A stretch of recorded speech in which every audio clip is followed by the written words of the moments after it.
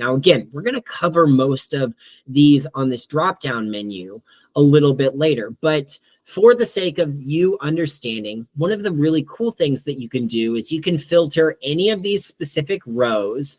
And how we have the contact database built is you can actually use what is called Boolean logic, which means and or statements to filter multiple things. Now, I have been in real estate technology for the last 6 years. My career in real estate technology professionally started off in customer support. What I learned over a year and a half of working with agents each and every day is that a lot of agents really struggle with being able to have their databases organized properly. And one of the most frequently asked ways in which they were hoping that their databases could help find that information was using that Boolean logic, that and or statements, which means I need this detail and this detail, or comma, I need this detail or this detail.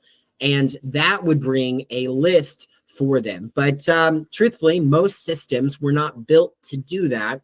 And so that is something that I put into SAM to make sure that you guys had access to.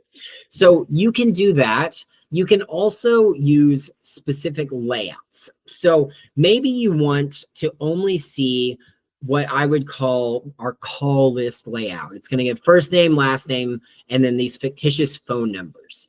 Well, you could set your layout to that. You can actually build layouts using these 3 stacked bars under that layout section.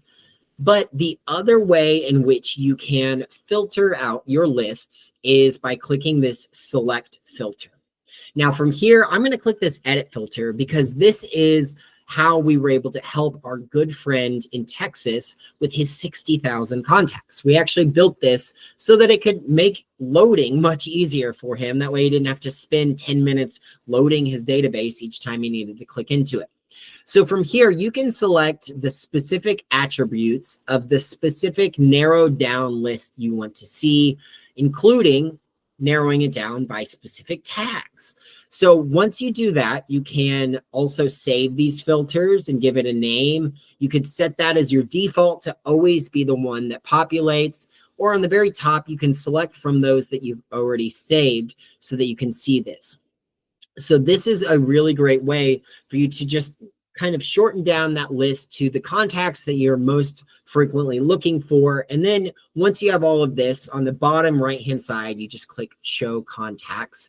And then once you have that filter built, you can either toggle between the filters, you can build out new filters, you can do lots of things. So that is how we're able to build out all of our lists, how we're able to bring contacts in.